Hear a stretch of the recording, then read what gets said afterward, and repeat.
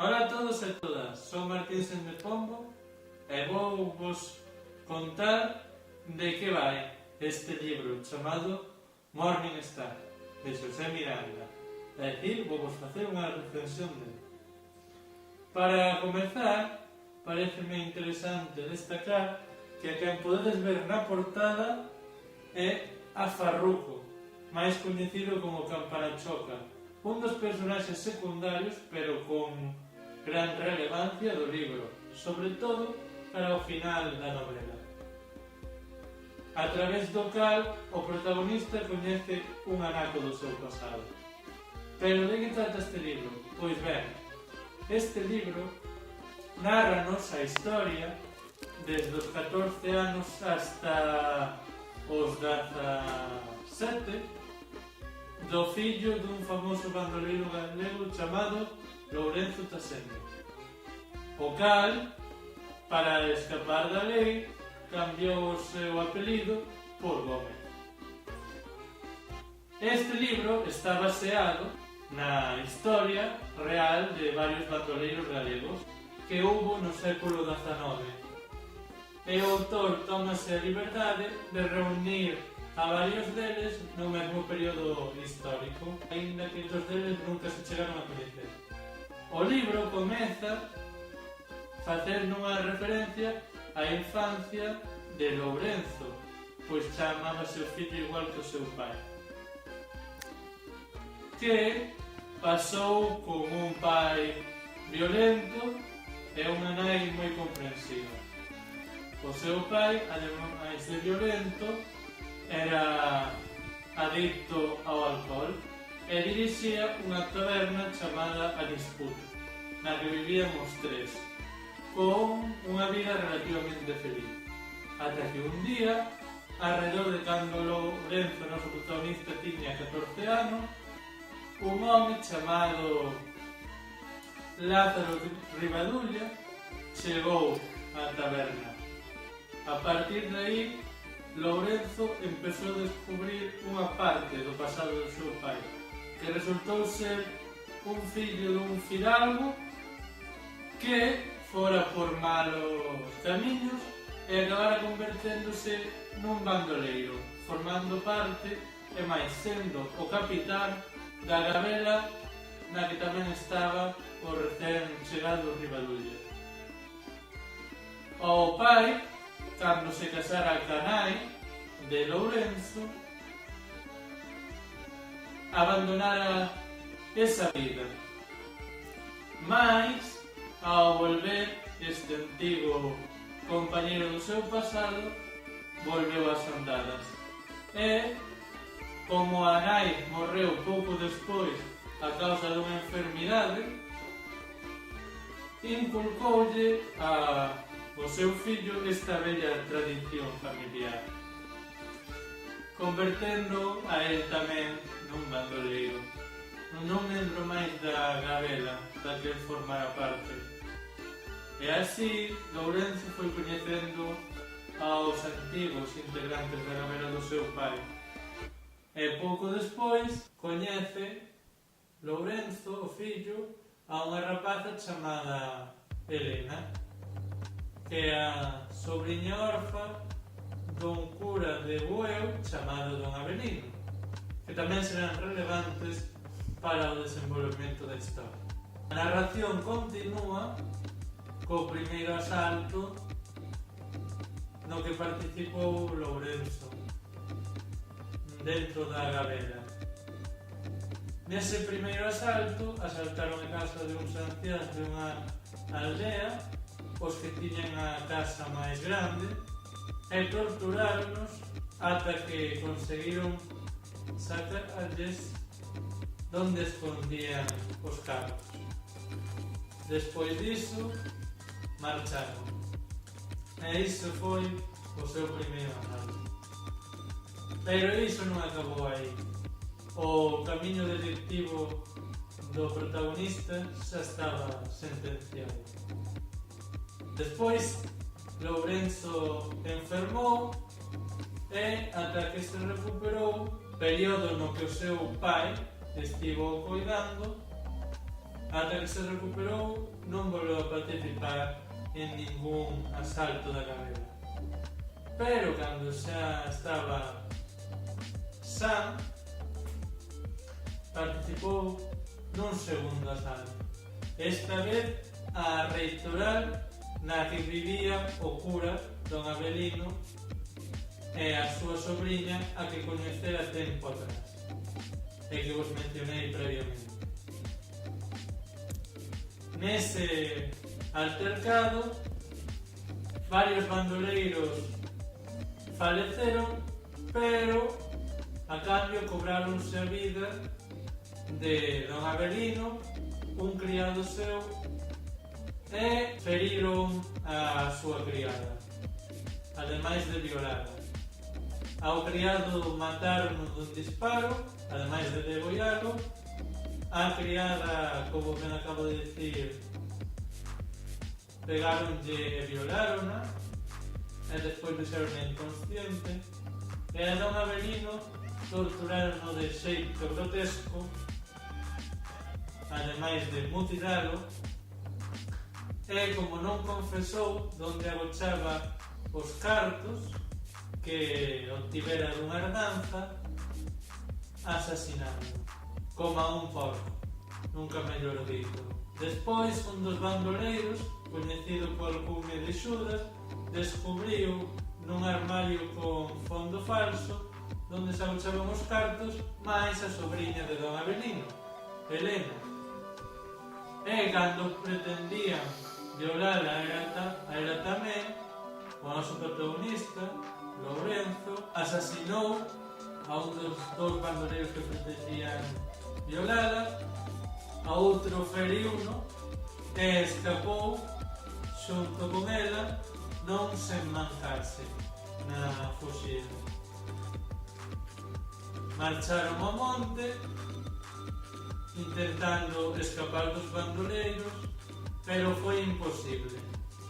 Nesa fuxida atopounos o pai de Lourenzo, tamén Lourenzo, e el sacrificou a súa vida, redimíndose así dos pecados que cometera na súa xuventude e nos momentos previos a ese suceso, para que o seu fillo e a súa nova compañeira sobreviviran. O can sobrevivinte, que pertencía a don Avelino, arrancoulle a man dereita dun mordisco a Lázaro Rivadulla,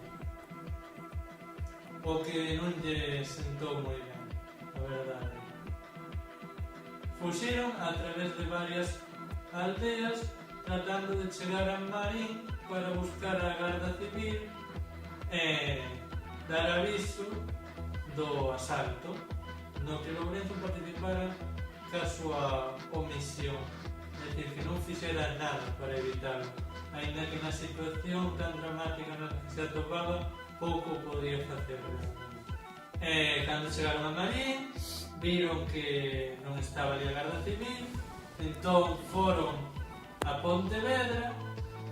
Ao principio de todo partiran dunha cidade próxima a Bueu, que o sei padre, e durante ese camiño foron perseguidos por dous dos bandoleiros, Xudas e o que se chamaba o Demo Vigo, cuñado un do outro, que querían asasinar a Lourenzo porque el descubrira previamente un segredo que inculpaba a Xudas e o condenaba como traidor á súa gabela, pois realmente estaba participando en dúas gabelas.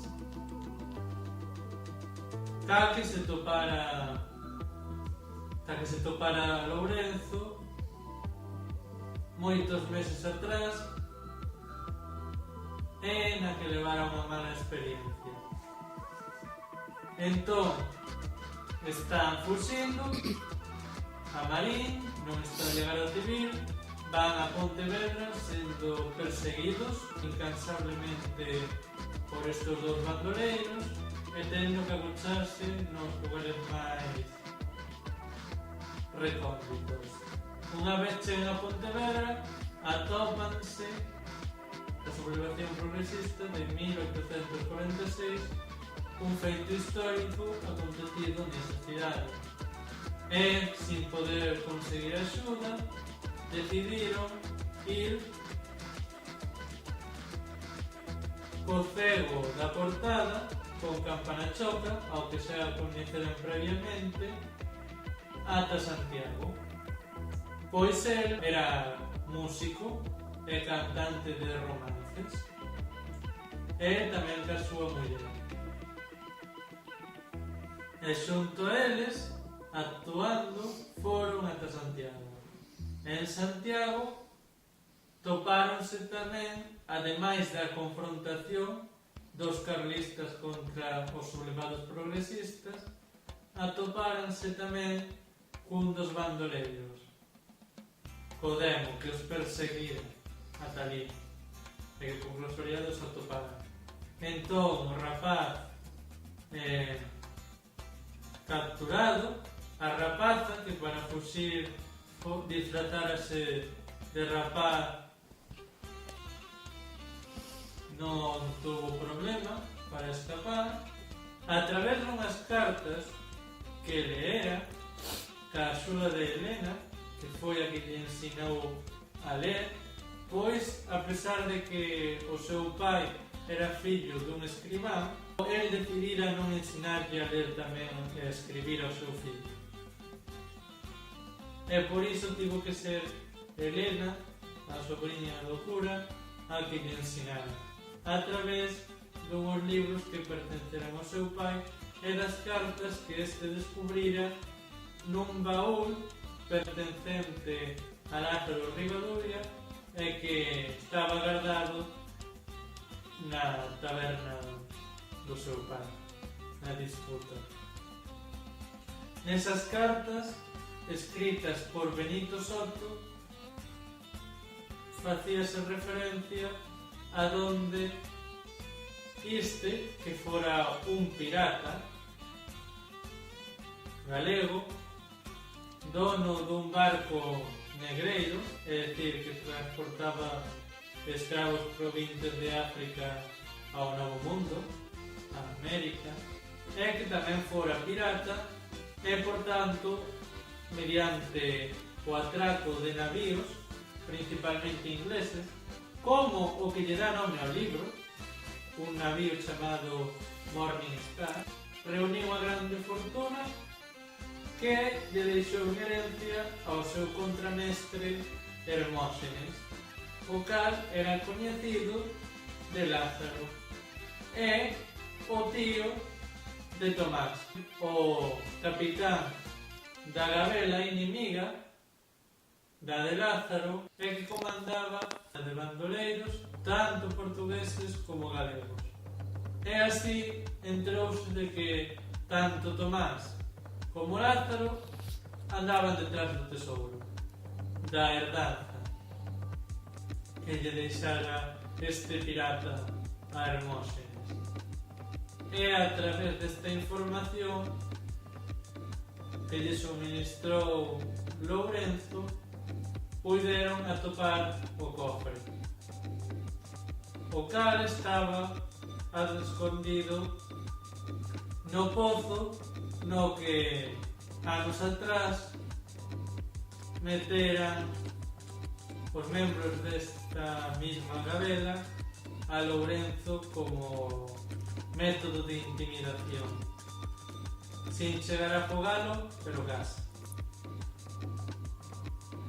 Encontraron o tesouro, pero como pensaban que ainda había outro cofre, estiveron 2 días buscando e cavando, e nese tempo chegou a gabela de Lázaro e iso levou a un enfrentamento, unha auténtica guerra. Nunca mellor dito, porque Lázaro conseguiu rescatar un canón dos que usaron os sublevados progresistas e con ele intentou derruir a casa na que se escondera, a casa do gato morto, que pertencera a este pirata e despois Hermógenes. Nesa batalla morreron moitos bandoleiros de ambos bandos, sobre todo do Galela de Lázaro, ainda que tamén da de Tomás, pero o noso protagonista, como non, sobreviviu, aínda que os supervivintes da Galela de Tomás tiveron que fuxir, el foi o primeiro e foi atrapado por Lázaro. Pero por sorte, como el era, xunto con Tomás, o único que sabía onde esconderan o primeiro cofre, que tiña ocultado en Pontevedra, é máis útil vivo que morto, e así conseguiu salvar a vida. Cando xa Lourenzo os estaba levando cara a Pontevedra, cara ao tesouro e por obriga, acordouse de usar o chifre que lle regalara a Helena, que pertencera a Hermógenes. E así apareceu Tomás e houbo a batalla final entre Tomás e Lázaro, da que saiu victorioso, ainda que non sin feridas, Tomás, mentras que Lourenzo escapou de ser apresado polos gardas civis que xa apresaran a Tomás cara á casa do gato morto outra vez, e de camiño foi interceptado por un dos bandoleiros supervivintes da Galela de Lázaro e tivo que guialos obrigatoriamente outra vez para salvar a vida cara a Pontevedra e cara ao cofre co tesouro do pirata. Unha vez chegaron ali, estes bandoleiros topáronse con Farruco, é dicir, con Campanachoca, co curmán de Lourenzo, Carlos, que era de ideoloxía carlista, motivo polo que estivera en paradero descoñecido un bo tempo, pero que despois se uniu a Galela de Tomás, e deste enfrontamento saíron perdendo os restantes membros da Galela de Lázaro, que foron á prisión. Tamén foi á prisión o noso protagonista, a unha prisión que describe dun xeito pouco agradable, pero afortunadamente Helena, que en todo ese tempo estivera cos seus parentes, despois de que Lourenzo a deixara con eles tras atopalos, Helena, que nunca deixara de pensar en él, pois en realidade estaba clarísimo que estaban enamorados, atopou aos pais do seu pai, é dicir, ao seu avó, e este, que era un antigo escribán e tiña tratos cos xuíces, conseguiu, despois de comprobar que ninguén nas súas declaracións o acusara a él dos acontecementos e dos delitos, que fora liberado e, despois de leválo para a súa casa, xunto con Helena, converteuse no novo herdeiro da familia Fidalga da Segre. E máis adiante xa se casou con Helena, pois estaban os dous moi enamorados, e ao final xa de todo da novela contasenos desde un futuro, pois a historia principal dura alrededor dos 14 anos que tiña Lourenzo cando empezou ata os 17. Xa no final da novela contasenos deste futuro cando xa ten 3 fillos e vive feliz ca súa muller. Por tanto, a pesar de ser unha historia violenta con asasinatos, ten un final bastante feliz para o protagonista. Xa para rematar vou facer unha síntese e vou dar a miña opinión sobre esta novela. Pois ben, entón a novela é a historia do fillo dun bandoleiro galego que polo seu pai é abocado a facerse membro tamén desa galela, que coñece a unha rapaza chamada Helena, pola cal fuxe da galela con ela e vanse namorando e así pasa desa gabela a outra, a gabela inimiga da do seu pai, e ao final atopa, descubre o que lle quedaba por saber do seu pasado, hereda a fortuna dos seus avós e cásase e vive feliz con a súa querida amada Helena. Todo iso aderezado, por suposto, con asasinatos, asaltos, batallas ambientadas na Galicia do século XIX, con personaxes, a maioría deles reais, salvo o propio protagonista da historia, que non sabemos se existiu realmente, e no que aparecen sucesos históricos como a sublevación progresista de 1846 en Pontevedra, e que, por todo isto, podo decir que é unha historia bastante completa, formada por capítulos curtos, pero hai 30, son un bon número de capítulos, por moi curtos que sexan, e que é bastante interesante. En definitiva, gustou, pois me desvela unha parte do pasado de Galicia da que non tiña consciencia. Os que pensabades que só había bandoleiros no salvaxe oeste americano, xa sabedes, led este libro e averiguaredes que para nada iso era así. Nós, para o bo e para o malo, tamén temos pasado. Ata a próxima.